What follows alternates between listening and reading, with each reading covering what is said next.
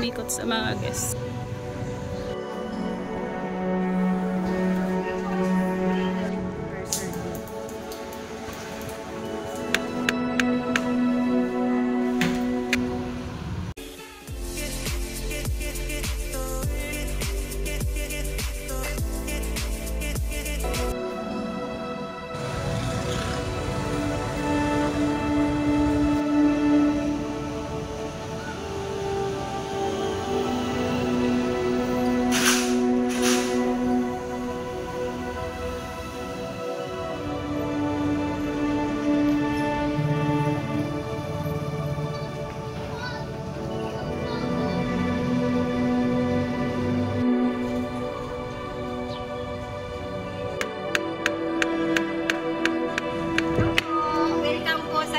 Ancestral House. Good afternoon po, ate. Bali po, ang information po nitong bahay, ito po siya. Dito po. Maraming mga estudyante na pagkaano, ito ang kinukuhanan nila, itong pinag-aaralan nila, nililito sa school. At sa mga katulad yung mga walk-in, ito rin ang information na gusto nyo malaman. Okay. Tapos, dito po sa area dito, nung araw, kaya ito ay mataas ang ceiling. Kasi ang sasakyan nung araw ay kanisa. Okay. Opo. May ano yun. Pinakagalaki ito. Nung araw ito ay pinakasilong lang. Tapos, ano ng bahay na ito, itong isang room dito na kinonvert na bilang room, kwarto, tulugan din. Pero ngayon, ang pikit talaga ginawa ng kuliga. Yan ang araw ay parang batalan, no? Ano ka ng mga pinagigatan, ang tawag dyan, ng araw, batalan nga. Yun. Tapos po, aakyat na po tayo. Okay po, ate. Dito. Dito, ate, yung ano na to, yung area na to. Bali yan ang talagang hagdan lang siya. Okay. Yan, yung talaga yun ay hagdan na siya.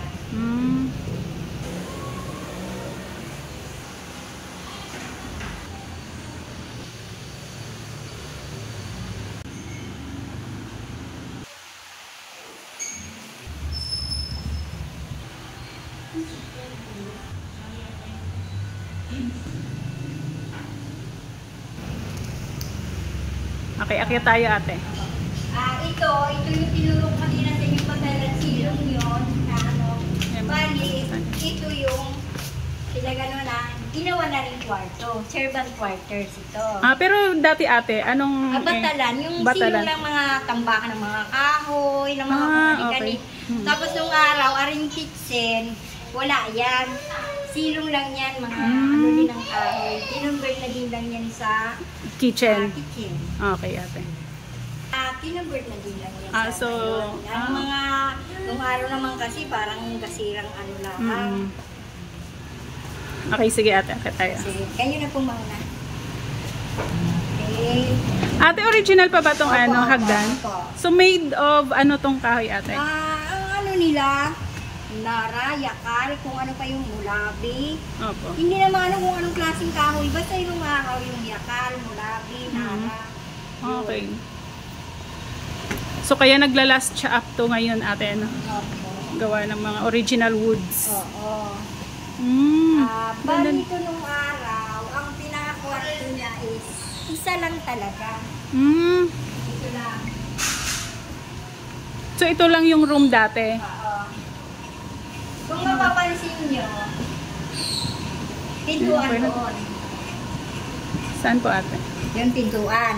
Okay. Then another one, pintuan. Pintuan. So, dalawa ang pintuan? May another pa. Ito Kung yung... mapapansin nyo, Then, ito yung isang pintuan. So, ito, ate, exit papuntang... kasi nung araw, yung mga gwardiya civil, ano ba yun? Yung mga hinuhuli ng mga kasila nung araw, halimbawa, tatago dito. So, para may mag-interview doon. Pero yung taong, ano nila, suspect, lulusot na dito yung hagdan. Okay. Kaya, maraming exit. Kahit, so from room, merong exit papunta dito. Para doon sa mga pinutuloy ano, para hindi mahuli. Huli. Kastila. Okay. Ganun araw, higpit. Okay. Yun. Mali yung ano, i-entertainin dito ng may-ari ng bahay. Yun naman tumago na yun. Ano na? Sick na siya. Okay. Makakapag-stick lang siya. Tapos, ay ginawa na lang yung kitchen niya yun. Pero previously ate, ano siya? Ay pugo. Kusina na talaga siya. Pugo niyan. Okay. Kasama rin. Kasama rin. Hindi ito parte nung araw. Kasama ito sa kitchen. So kitchen siya before. Oo. Convert na lang into room. Oo. Pero yung ceiling fan ate, original? Hindi, pero may pagka-antigo din siya. Okay. How about po yung ano, yung Aparador. aparador? Ang mga gamit nitong aparador, mga furniture, antigo. Okay. So lahat ng furniture dito ate, ano pa? Antigo. Okay. Para pang isa yung pang ano, pang dagdag sa kwento. Pero mga anik-anik lang ang laban, wala na. Oo. Pero mga anong year yung TV na yan ate? Share na lang kung anong year lumabas sa amin. Okay. Parang nasa 70s pa, 60s, gano'n. Yung gano'n. Tapos yung araw, dahil isa lang nga ang kwarto, bawat pamilya ng ano dito, yan, nagkapag-asawa na. Pag pupunta dito, pinakadito ko, yung araw. Yeah, oo, para mag-open air. Lalatag dito ng banig sa isang pamilya. Kung nagkakasabay-sabay, Bubuksan lang din yan. Isang pamilya. Bawat ventilation, may latag yan na banig. Okay. So ate dito, original na sala ito dati? Okay. Yan ang Ayun. pinaka-ano. So yung ceiling fan ate, original pa din po? Hindi kasi nung araw wala naman ceiling fan, kaya lang antigo rin. So antique din siya. Parang kumaga ang ikinabit dito, mga antigo lang. Oo. Ito ate, original pa ba to? Aparador. Aparador. Natin yung aparador na to. Kasi anong nakalagay dito ate? Anong year? Yung ano, ayan. Flashlight mo ata? Oo. Ayun, June 10, 1950. Hindi ate, June 1950. Itong aparador na ito. See? So yung mga damit dito ate, original pa? Oo. Ito yung damit dati ng may-ari? Bali kay si Raul na. Pero sino po si Sir Raul? Apo nung may-ari ni Juan Cabrera Goco. Juan Cabrera. Si Raul Goco ay dating Solicitor General, Ambassador ng Canada. Tapos siya rin ang Ambassador sa All Asian countries sa ano ng mga abogado. Okay. Kaya ambassador pa rin ang sa kanila. So, okay. Nung mag 100 years yung bahay, kasi yan ay naitatag 1870. Basta more than 140 years na rin bahay. Babalikan natin doon sa baba yung sige po. kasi hindi ko rin memorize. Dati Ito 100 nung years, nagsentennial. Okay. 100 years na ito. 100 years na itong yan bahay. Yan ang Goco clan. Okay. So sila lahat yung ano, yung mga apo, mga anak. Okay. Okay. Ito si kayo po yung asan yung isa? Hindi makapumalik. Hindi ko maano. Sige ate, may description na.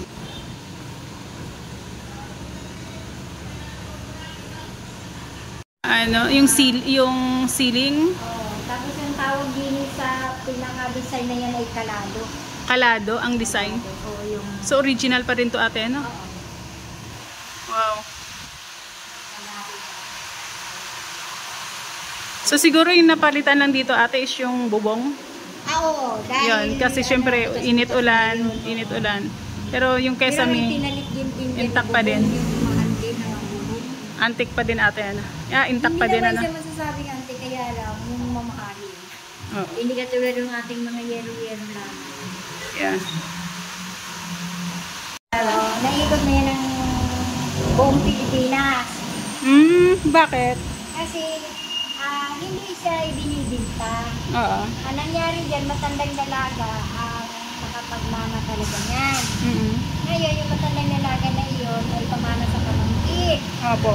Yung pamangkin naman nakapag-asawa ng taga-Bagyo pa.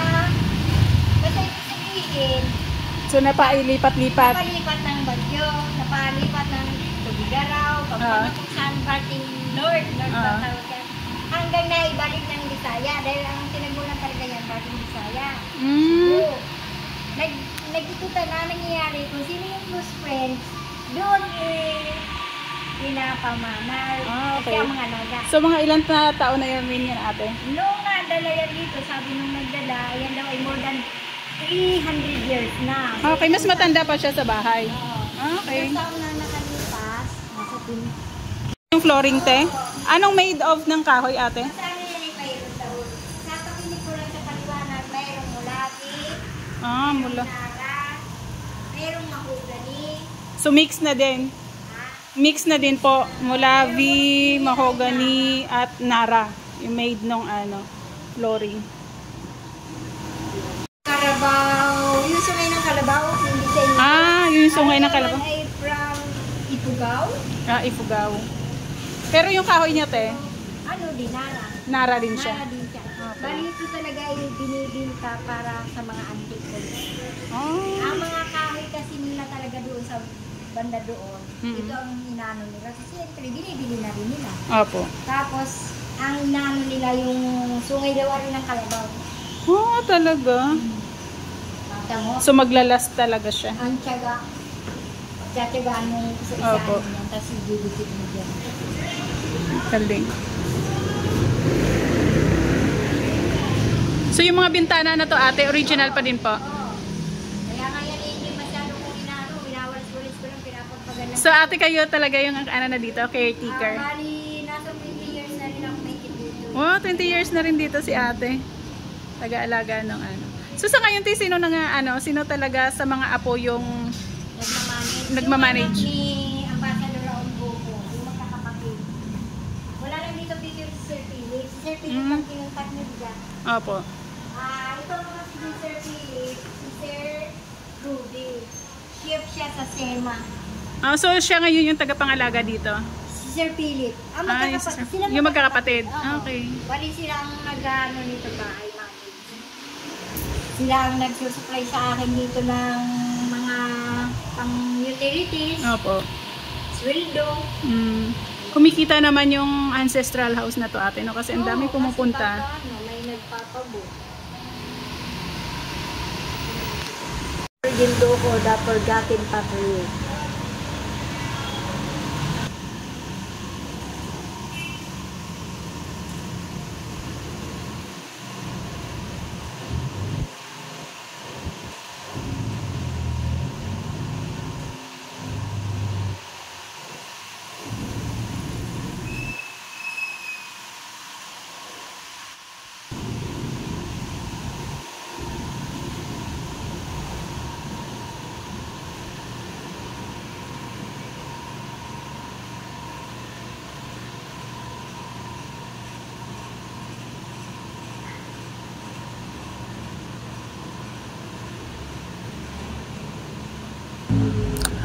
While doing the recap video guys, meron akong kakilakilabot na karanasan dito sa ancestral house na to. Nung kanina kami ni ate, okay naman yung ilaw, wala naman siyang defect or whatsoever. Pero nung papunta na ako dito sa room na to, parang nakaramdam na rin ako ng kilabot. Then, nung na-switch on ko na yung ilaw, kaya bigla itong kumurap-kurap na para bang it seems na hindi pwede, yung something ganon.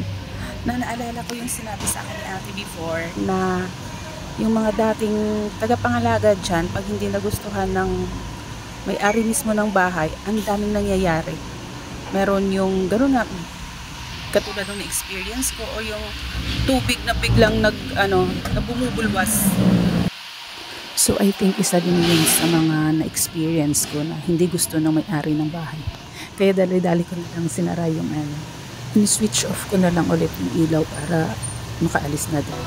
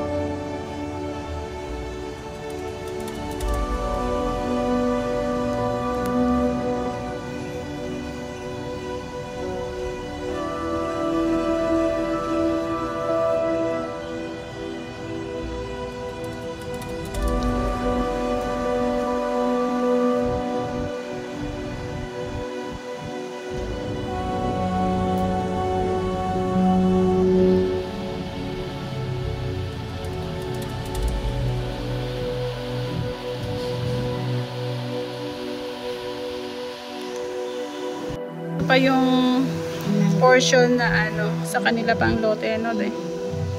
Malawak pa pala ate, no? Ayan may ano sila gagawin. Kasi may mga ano sila restaurant. Parang gagawin din dito restaurant. Okay. Oo ate.